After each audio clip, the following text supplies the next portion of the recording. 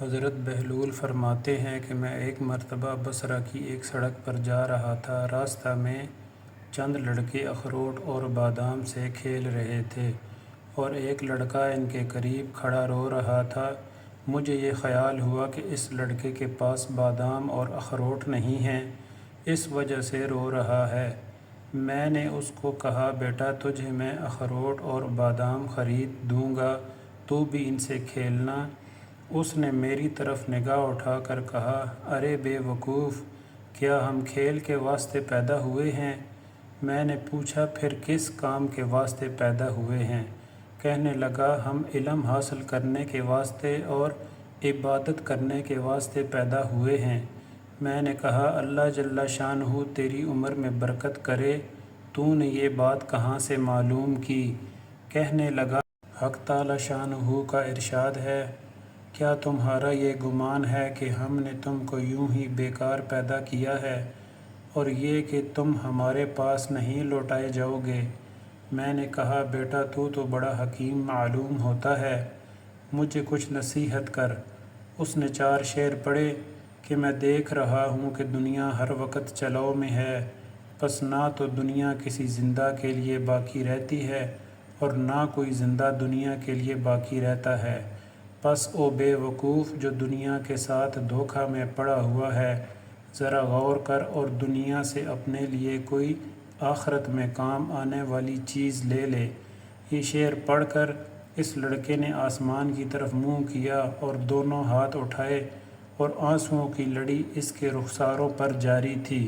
اور یہ کہنے لگا کہ اے وہ پاک ذات کہ اسی کی طرف عاجزی کی جاتی ہے اور اس پر اعتماد کیا جاتا ہے۔ اے وہ پاک ذات کہ جب اس سے کوئی شخص امید باندھ لے تو وہ نامراد نہیں ہو سکتا، اس کی امید ضرور پوری ہوتی ہے۔ یہ شعر پڑھ کر وہ بے ہوش ہو کر گر گیا۔ میں نے جلدی سے اس کا سر اٹھا کر اپنی گود میں رکھ لیا اور اپنی آستین سے اس کے منہ پر جو مٹی وغیرہ لگ گئی تھی پوچھنے لگا۔ جب اس کو ہوش آیا تو میں نے کہا، بیٹا ابھی سے تمہیں اتنا خوف کیوں ہو گیا؟ ابھی تو تم بہت بچے ہو، ابھی تمہارے نامہ اعمال میں کوئی گناہ بھی نہ لکھا جائے گا۔ کہنے لگا، بہلول ہٹ جاؤ۔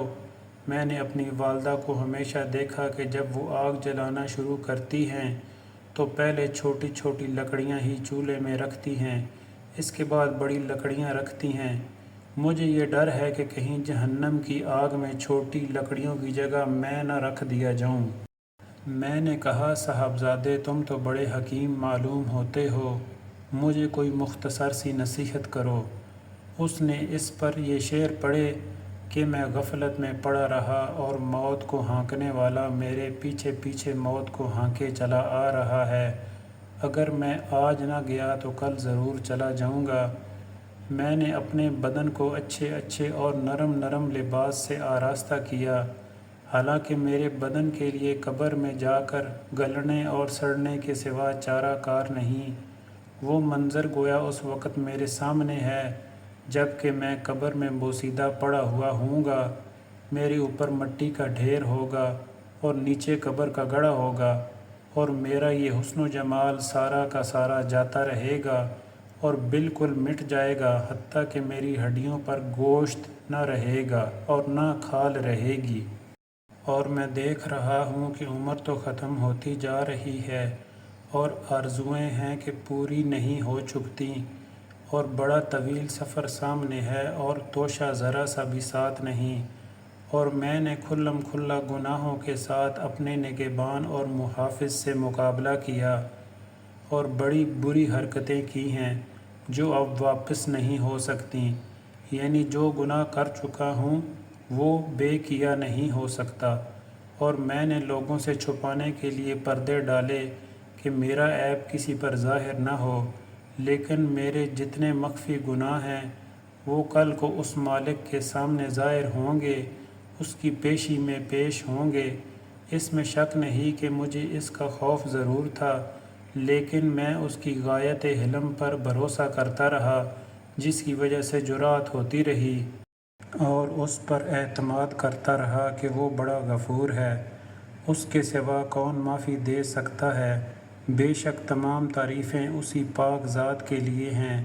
اگر موت کے اور مرنے کے بعد گلنے اور سڑنے کے سوا کوئی دوسری آفت نہ بھی ہوتی، اور میرے رب کی طرف سے جنت کا وعدہ اور دوزخ کی دھمکی نہ بھی ہوتی، تب بھی مرنے اور سڑنے ہی میں اس بات پر کافی تنبیہ موجود تھی کہ لہو و لعب سے احتراز کیا جاتا۔ لیکن کیا کریں کہ ہماری عقل زائل ہو گئی، کسی بات پر عبرت حاصل نہیں ہوتی۔ بس اب اس کے سوا کوئی چارہ نہیں کہ کاش گناہوں کا بخشنے والا میری مغفرت کر دے۔ جب کسی غلام سے کوئی لغزش ہوتی ہے تو آقا ہی اس کو معاف کرتا ہے۔ بے شک میں بدترین بندہ ہوں جس نے اپنے مولا کے عہد میں خیانت کی۔